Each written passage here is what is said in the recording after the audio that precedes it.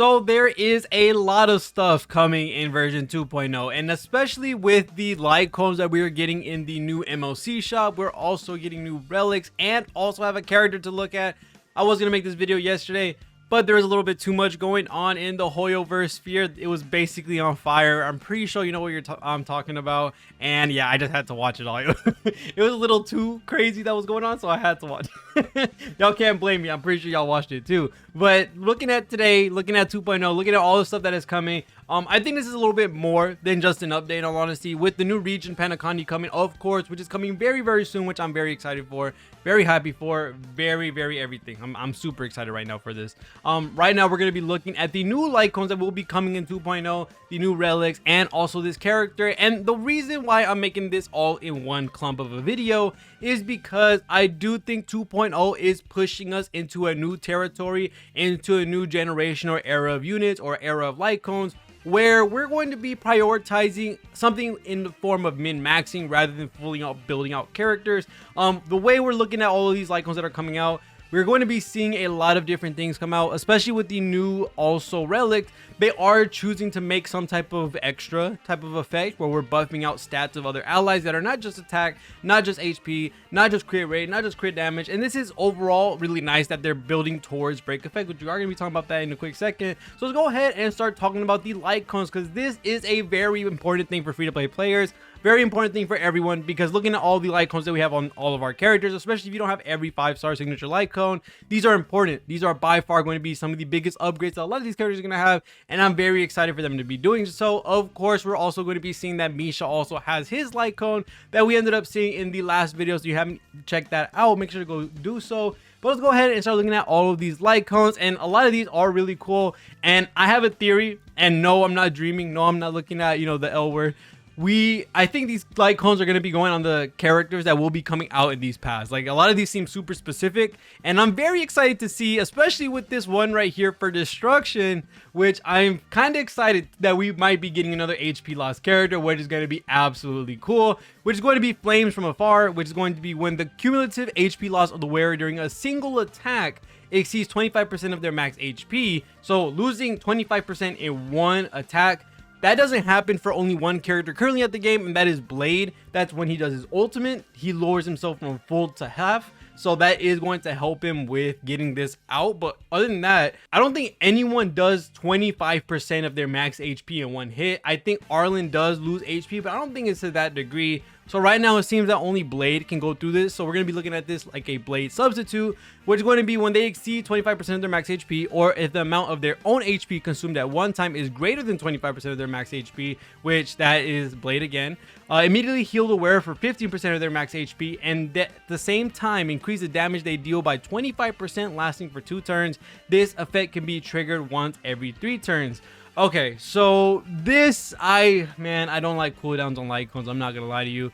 This right now is very hyper specific, especially with what I said with Blade, him getting it from his ultimate. That is cool, but you would have to wait till you get your ultimate for Blade. It having a cooldown for 3 turns and lasting for 2. I'm not sure if it starts immediately, the cooldown, once you do get it, or once these 2 turns end. But if that's the case, you have a 1-turn cooldown, which isn't too bad. If that's not the case, those 3 turns are going to take a very long time. You're not really getting any boost from it specifically until you do your ultimate. So for this destruction light cone right now, this seems very hyper specific for maybe Sam, who we're seeing right there in the light cone picture, which is very exciting. But other than that, that's pretty much it for right now. I don't see how this is going to be absolutely amazing. We will probably test it out in the future.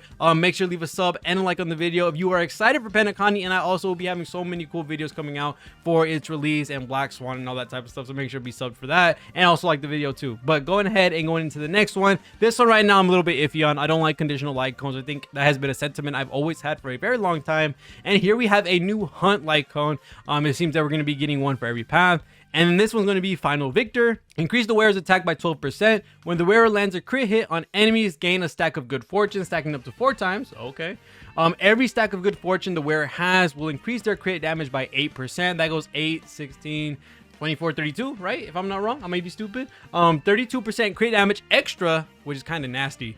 Good fortune will be removed at the end of the wearer's turn. So this is actually pretty exciting. I'm not going to lie to you. For a hunt character, to get around 32% crit damage outside. Like I said, I may be stupid. This is a really nice light cone, especially because you're always going to get that 12% attack buff, and this is super in position 1, so we are going to be seeing that being raised. Same thing with the crit damage boost, which I can't wait to see what it looks like at super in position 5. You're going to be getting 32% crit damage for that 1 turn, and for a character like Cele, a character like Dr. Ratio, they're going to love this a lot, and I mean a lot. You're going to be able to abuse these type of stacks until the wearer's turn ends, and characters like Cele, characters like I said, Dr. Ratio, are going to be able to basically abuse this. Same thing with Topaz. Because of their off turn damage, they are able to work around this type of I guess you could say cooldown of having the turn reset all of your good fortune. So you're gonna get that attack buff, you're gonna get crit damage buff. This is a very strong light cone, really good for free to play. I cannot wait to see how this works on a lot of different characters. A lot of good characters can take abuse of this because they do have off turn damage. And then with Cele, with her having resurgence, this works overall 100% well with her. Having this is going to help a lot with the relic loadouts or how your relics roll. You're not gonna have to worry about having so much crit damage instead of trying to prioritize crit rate, so that you're actually able to hit these crit hits and that you're actually able to proc this light cone in the first place. So this is a really good light cone. I like this one 100% more than the destruction one we were looking at. But looking at erudition, the day the cosmos fell, and this is like a really cute light cone art. Has the little cats from REHOO. Increase the wearer's attack by 16%. Good. We already have a static boost. How come destruction didn't get that? That sucked. It could have been like gain HP. That would have been such a good late light cone. When the wearer uses an attack and at least 2 attacked enemies have the corresponding weakness, the wearer's crit damage increases by 20% for 2 turns. I think this is a pretty fair light cone. I think this is a pretty good light cone. Given that attack boost is already really good, I don't see why they didn't give it HP boost for destruction, knowing that's how that light cone kind of functions for. You're losing HP, you're gaining HP, that type of stuff. That kind of sucks, I'm not gonna lie to you. But looking at this, we have a static attack percent boost, really good. And then if you're attacking 2 enemies that have the same weakness, which we're basically doing at all times, right? Silver Wolf is there to help us with this slightly, but in all honesty, if you're rocking a team, you're usually going to be matching with whatever the side is for MOC or whatever Pure Fiction is. This is going to be a really nice light cone for sure for a lot of different players with the erudition path, especially with characters like Argenti, with Herta, with Himiko. A lot of these really great erudition units are 100% gonna love this. This is really a nice light cone. There's nothing to say about it. You get crit damage for free just for attacking 2 enemies with the same weakness, and then you also have the attack boost as well. So this is a really nice light cone, something to give your other, I guess you could say, characters that aren't using breakfast, because breakfast is a really good light cone. I think this is a really nice one as well. Allows you to get that crit damage, not having to really prioritize trying to get those crit damage substats, or just overall making yours very strong. And it doesn't have the damage boost that breakfast does have. So looking at this versus breakfast is going to be something we're going to be looking into in the future, so make sure to stay sub for that. And then now we have a harmony light cone. This is important. Harmony light cones are pretty much the staple of a lot of different teams that basically make different team cops around it. So let's go ahead and look at what we're going to be looking at, which is going to be Dreamville Adventure. After the wearer uses either their basic attack, skill, or ultimate, all allies gain childishness, which increases allies damage from the same ability type as the one used by the wearer by 12%. Childness only takes effect for the most recent ability type the wearer used cannot be stacked. Okay, so basically it's saying you either get the buff for your basic, your skill, or your ultimate, depending on what your support just did. So say I use the skill from Bronya, I get the boost for the skill on Cele if I use the skill after Bronya, of course, because I just used the skill from the Harmony character that just uses Light Cone. If I use the ultimate on Bronya, which I'm assuming you can do it on the same turn. So if I use Bronya's ultimate and then I use Cele's ultimate is going to be buffed from this. So this is a really weird Light Cone. I don't think it's going to be better than a lot of the really good ones you have in the arsenal right now with Dance Dance Dance, with Planetary Rendezvous, with all these other Harmony Light Cones that we have at 4 stars. But this is a pretty cool one. It's a weird one for sure. It's definitely a playstyle you would have to invest into and also know what you're doing with your team. This seems like a very fine-tuned min-max type of light cone, and it giving a damage boost for this for copying what your support did is kind of cool. I'm not gonna lie, this is a really fun light cone with what they give. Is it a good light cone? Perhaps, especially with the way you can like manipulate what you're going to be doing, changing the way you play so that you're able to make use of this light cone and then having your DPS copy whatever your support did. I think that's a really cool type of play style. So that's going to be the Harmony light cone. And then it's showtime for Nihility. When the wearer inflicts a debuff on an enemy, which basically all Nihility does, gain a stack of Trick. Every stack of Trick increases the wearer's damage dealt by 6%, stacking up to 3 times. So that's 18%. And then, I'm sorry, I'm dumb. That is 18%. This effect lasts for 1 turn. Okay, so that sucks. When the wearer's effect hit rates 80% or higher, increase attack by 20%.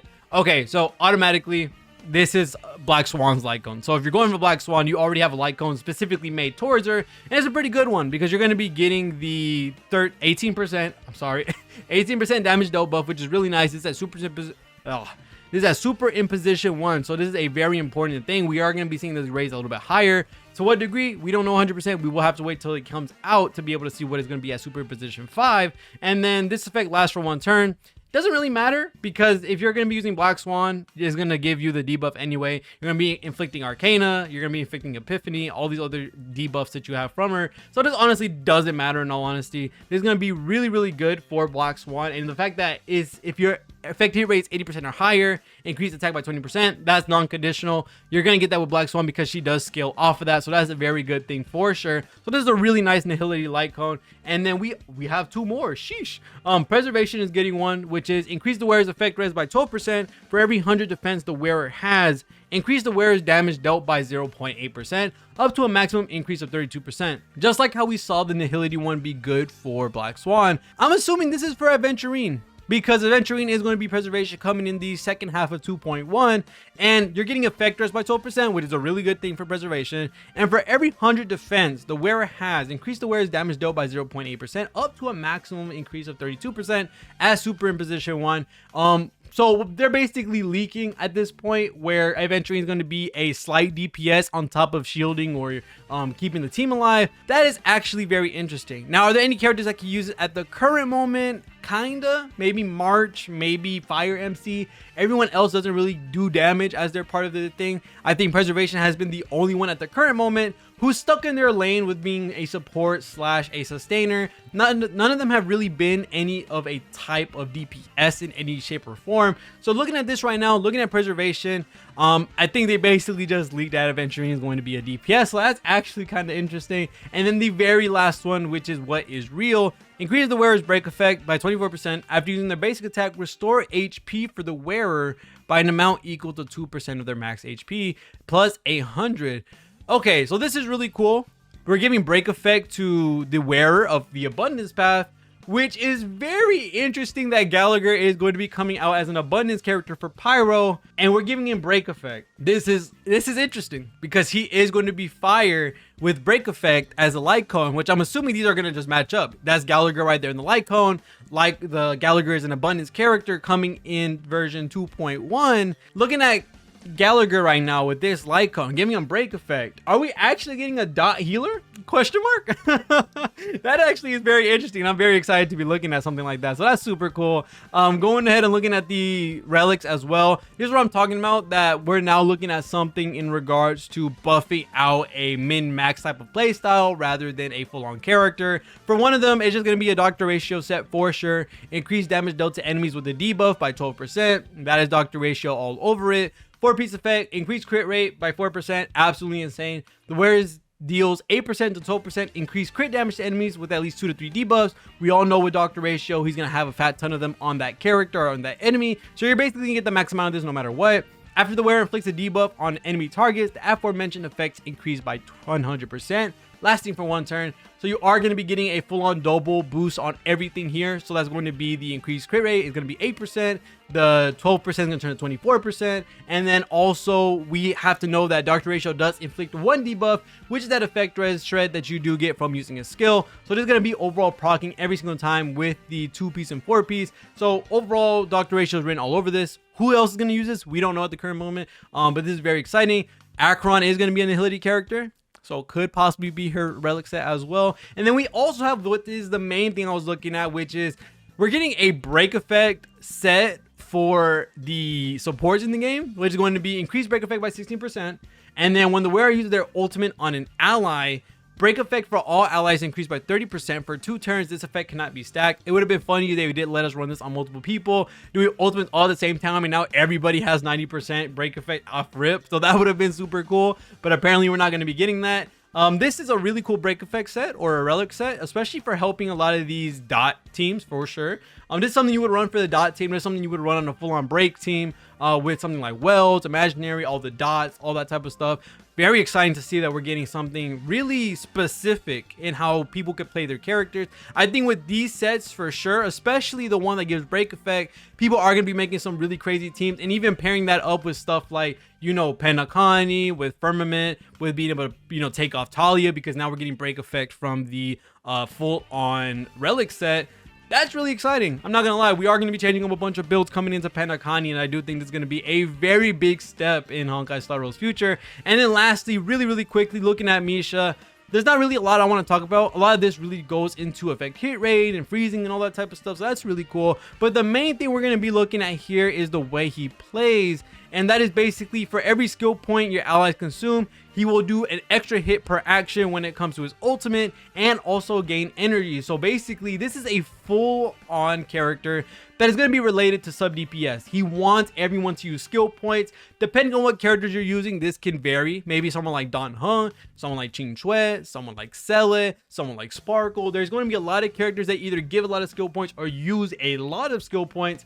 They're going to make Misha work like crazy. I don't know if it's going to be something where you would stack it to like the end of the match and have all these skill points jumbled up and he do 1 billion damage, or it's something like whenever it's his turn, use his ultimate and boom, he does 1 billion damage regardless. This is very exciting. He has a chance of freezing enemies before his hit lands, and that does give him extra damage, which is really freaking cool for a character. I think Misha's going to be a sleeper pick. I can't wait to try him out to see how he's going to be doing, so this is going to be really cool to play with them. But other than that, that's going to be it for this video. This video was quite long, not going to lie.